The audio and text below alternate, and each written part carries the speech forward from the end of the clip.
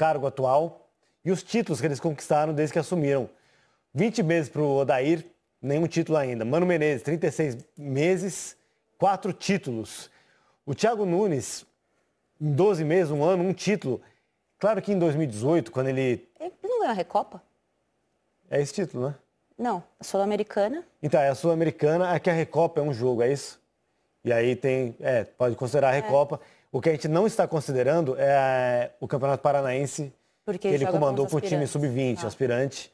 E aí, terminando esse Paranaense, é um pouco depois que ele acaba assumindo, no meio do ano.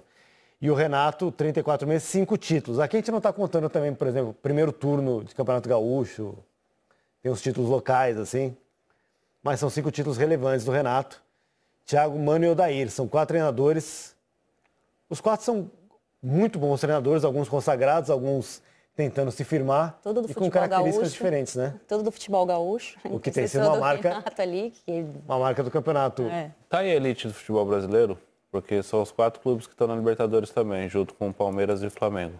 Então, esse é um debate interessante da Copa do Brasil, que teoricamente não, ela é de fato um campeonato democrático, começa com times de todo o Brasil, mas quando a família eu não acho democrático. Não, eu não acho também, porque o Bahia mesmo eu acho um injustiçado. Manda. Que tá desde a primeira rodada da Copa do Brasil jogando. Uhum. Ele te dá uma oportunidade, complexo, não em condições iguais. Mas sei lá, né, meu? Tem a questão do regulamento, que na primeira fase o time em casa perde por 2-0. Um time de Série D joga um time de Série A, perde por 2-0 e tá fora, não faz nenhum jogo de volta. Não, ela se transforma num Brasileirão na hora importante, na hora importante que eu digo, na hora do vamos ver, se transforma num Campeonato Brasileiro das Elites, assim que chega nas oitavas ou nas quartas, pelo menos, raramente tem time que começou lá atrás. Não, esse ano o começo foi diferente, o time da casa é obrigado a vencer, né? Tipo... o empate já saía? Era o empate, o Vasco jogou lá acho que no Maranhão, se eu não me engano, me perdoe se eu estiver errado, e estava perdendo o jogo, empatou no final e se classificou. Esse ano mudou, antigamente eram os 2 gols isso. e agora é o empate, agora o regulamento muda. O time da casa tem que vencer. Não é em condições iguais, mas ele dá algum tipo de oportunidade para clubes de divisões menores, de baixo investimento. Não, eu concordo com você. Ajuda pelo lado financeiro, muitos clubes ajudam. Eu tive o ano passado, eu ainda estava morando em Recife, e vi o que o Náutico conseguiu fazer na Série C, passando em 3 fases da Copa do Brasil, conseguiu garantir a folha até o final do ano e até brigou para subir. Mas no caso do Bahia, que é um clube que tem um investimento alto no futebol brasileiro. A folha do Bahia hoje é uma folha alta. Time organizado. Ele vem desde a primeira rodada lá jogando. E aí os times que jogam a Libertadores entram já nessa fase, fazem o mata-mata e já estão praticamente na semifinal, é um pouco injusto, mas é o regulamento. Aceitaram e a gente só está aqui para discutir, mas eu não acho muito democrático. Você gostaria que todos os clubes começassem da fase inicial, não tivesse essa do time que está na Libertadores entrar nas oitavas? E o fato de ter a Sul-Americana também, né? O Bahia jogou a Sul-Americana, foi eliminado na primeira fase também. É muito complexo. Mas se pudesse ser, se fosse realmente democrata, era todo mundo desde o começo da rodada. Vamos falar um pouquinho de característica, então, desses 4 treinadores, começando pelo Thiago, que está há apenas um ano no comando da equipe principal do Atlético Paranaense, campeão da Sul-Americana de 2018. E esse time, há algum tempo, tem muito a marca dele, né? É um técnico que é um futebol que muitas vezes é vistoso, tem essa questão do aproveitamento fora de casa, costuma ser muito abaixo na comparação com o aproveitamento em casa. Por isso que em pontos corridos tem muita dificuldade e aí o mata-mata, nesse ponto, o mata-mata permite com que esses times cheguem para definir, né? Porque para disputar o mata-mata precisa ganhar fora. Necessariamente precisa ganhar fora. Ou pelo menos pontuar fora, né? O que não acontece, que tem uma grande dificuldade. O próprio Odair Hellmann no Internacional... muito se cobra dessa questão de campeonato brasileiro, as atitudes que ele tem como técnico em casa e fora. Ele arma muito diferente o time em casa e fora, Grafite, ou a postura é diferente? Por que esse aproveitamento é tão diferente? Eu não sei se ele arma diferente, né? Apesar que no primeiro jogo contra o Palmeiras, né, ele tinha a volta do Rodrigo Dourado, de alguns jogadores que vinham de lesão, e o Inter jogou muito mal, né, contra o Palmeiras. O Inter não foi nem sombra do Inter que nós vimos ontem, né? Ontem o Inter foi fenomenal, a intensidade da equipe do Inter. Sabe o que foi legal do Internacional? Que vencendo por 1-0, um time O Internacional, um gigante contra o Palmeiras, um gigante, mas assim, o momento do Palmeiras é melhor no Campeonato Brasileiro, os jogadores têm uma folha de pagamento mais alta. Por isso falávamos aqui na terça, eu, você e o Serginho, sobre a dificuldade, que estava em aberto, só que a dificuldade do Inter era muito grande, que era muito difícil marcar gol no Palmeiras. Uma defesa dificílima de ser vencida. Isso, ele passa não sei quanto, gol, a vantagem mínima. Mais de 1000 minutos sem tomar gol. E o Inter continuou pressionando, vencendo por 1-0, continuou buscando, criando oportunidades. Tanto que tem o gol anulado, porque criou oportunidade. Pro Inter eu acho que só falta esse equilíbrio fora de casa, quando atua fora de casa. Mas o Inter poderia, né, ter se acomodado. Se acomodado, o Inter poderia falar, vamos segurar esse 1-0, que já foi difícil pra caramba, vamos segurar e levar pros pênaltis. E não fez isso. Mas ele, principalmente pra fase semifinal agora, final, a própria Libertadores, ele tem que ter uma atitude melhor fora de casa, uma postura melhor, porque... Contra o Palmeiras mesmo. O Palmeiras fez 1-0 e teve chance de marcar 2-3 na semana passada. Se o Palmeiras faz 2-0, dificilmente o Inter conseguiria tirar do 2-0. Conseguiu a vantagem mínima ontem, jogou de uma forma sensacional, que eu não esperava ver o Inter daquele jeito e conseguiu a vitória. Atlético Paranaense, Grêmio, Inter e Cruzeiro. Vamos falar do Mano Menezes um pouquinho. Mano Menezes. Deixa eu só fazer uma comparação entre o Odair Hellmann e o Thiago Nunes.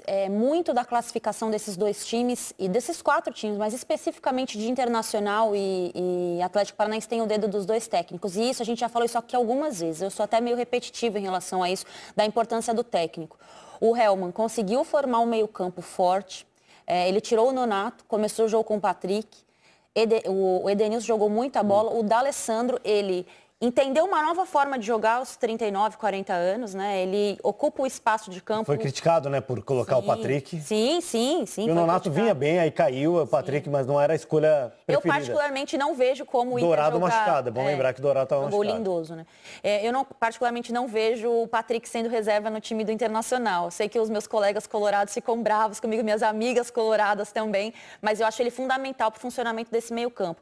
Mas ontem ele abriu o Patrick e o Edenilson nas laterais, colocou o Wellington Silva no meio campo para colocar um pouco mais de velocidade. Então, assim, ele tem dedo nessa classificação. Ele conseguiu amarrar um jogo que o Palmeiras tem muito bem definido. E a mesma coisa o Thiago Nunes. O Thiago Nunes mudou o posicionamento do Nicão. Eu não imaginava que o Nicão pudesse jogar nessa posição. Tudo bem, foi substituído, colocou um outro jogador, explorou a velocidade, fechou a troca de passes do Flamengo. Então, acho que o técnico, com esse tempo de casa, quando a gente coloca isso aqui, não é porque o tempo de casa é importante para ele gostar mais ou menos dos jogadores. É porque quanto mais ele conhece o potencial do elenco, mais ele tem facilidade para fazer esses tipos de mudanças e o time corresponder, né? O Serginho Xavier, a semana antes na rodada no dia anterior à rodada, ele falou sobre o posicionamento do Alessandro e ele acertou o que seria feito. Ele estava no começo da jogada, né? Ali com quase que um primeiro volante. Sem a bola ele abria, né? Sem a bola, normalmente, que seria ele voltar já na marcação, ele avançava e ficava como tipo um jogador livre, sendo a referência quando o Inter roubasse a bola. E funcionou bem, né? Funcionou muito. Até ele reclamar um pouco demais. Porque aí ele coloca para bater com o Patrick, Edenilson e ontem o Lindoso. Não tem para que o D'Alessandro ficar vindo pro choque aqui atrás. Cara, o que foi aquele pênalti do Lindoso? Não precisa. Jogadores mais pesados e de força física muito mais forte que ele. Teria coragem de bater o pênalti igual o Lindoso? Você lembra da cobrança dele lá em cima, uma paulada? Mas ali o goleiro não pega, não. Então, mas é muita precisão também, né? O Moisés tentou com aquela força lá em cima. O Moisés tentou e a bola bateu na trave, né? Tem a diferença de... Maluco. Porque com aquela potência o controle não é igual, né? O pênalti eu sempre tentei o rasteiro lá no alto. Não tem jeito. Nunca tentou uma cavadinha, não? Não, cavadinha não era meu forte, não. Era cavadinha e correr olhando pro goleiro. Se eu corresse olhando pro goleiro, acho que quando eu chegasse na bola, eu tropeçava. Olha pra bola e escolhe antes. Mano Menezes tem uma questão de regularidade nesse time do Cruzeiro, que estava regular, baixo durante um tempão, e aí fez um grande jogo na ida contra o Atlético e se classificou num jogo que jogou muito mal. Assim, tudo que o Cruzeiro poderia fazer de errado nesse jogo, ele fez. E o Cruzeiro tem mais time que o Atlético, eu acho. Individual, inclusive, tem mais talentos individuais. Mas deixou o adversário controlar o jogo desde o início, deixou a pressão acontecer até o final. A seu favor, né? Ele jogou com 3-0. Exatamente por isso. Se ele jogasse 2-0, 1-0, ele não jogava daquela maneira, mas 3-0. Se ele jogasse com um pouquinho mais de coragem, mais controle do jogo, não teria sofrido, ainda teria provavelmente vencido a partida. Acho que a intensidade do Atlético também, que serve, que eu acho que esse jogo do Atlético... Mas não dá para combater intensidade com intensidade? Ah, mas Thiago, você com um placar de 3-0 a seu favor, daqui de fora é fácil, Thiago. Lá dentro de campo é o cara, pô, tá 3-0, vou ficar aqui na casinha e sair no contra-ataque. No contra-ataque eu acho. É a confiança no Pedro Rocha, a confiança no Sassá, no setor ofensivo. E tanto é que o Cruzeiro achou um gol no contra-ataque. Num contra-ataque mortal que saiu 4-2, se eu não me engano, contra 3 e marcou o gol. Porque eu vi alguns cruzeirenses, alguns amigos, mais aliviados do que orgulhosos no final do jogo, sabe? Tipo, ainda bem que acabou. Porque eles sabem que o momento do Cruzeiro não é bom. O Cruzeiro vinha de 9 jogos sem vencer, pô. Uma fase que o Mano Menezes não passou nesse 3 anos que ele está no Cruzeiro, 2 anos e quase 3 anos, ele não passou. É 9 jogos, é muito tempo. Aí pega um clássico numa quarta de final de Copa do Brasil contra o Atlético. É que o jogo de ida não apenas venceu, jogou muito bem. Quando o jogo de ida era... Ele jogou bem, só que muito da vitória por 3-0 foi porque o Atlético, o segundo e o terceiro gol, praticamente o Atlético deu pro Cruzeiro, né? Tinha a bola a seus pés e entregou. Eu acho que isso daí fala muito sobre o momento das duas equipes do futebol mineiro, né? Tanto o Atlético como o Cruzeiro. O Atlético, ele até pode ver uma luz no fim do túnel depois dessa vitória, que essa vitória traz uma esperança, que o ano do Atlético é bem sofrível, né? E o Cruzeiro vive um momento delicado, fora de campo e dentro de campo, né? E concordo. E assim como o Mano Menezes, que é um técnico consagrado do futebol brasileiro, o Renato também, muitos títulos com esse time do Grêmio. E pesa demais, né? Quando chega nessa fase, Ana, um time copeiro, um time que está acostumadíssimo a vencer Copa do Brasil. Os dois times que estão mal, né? O Cruzeiro não vem bem e o Grêmio também não. Mas aqui pesa, né? É a mágica do mata-mata, né?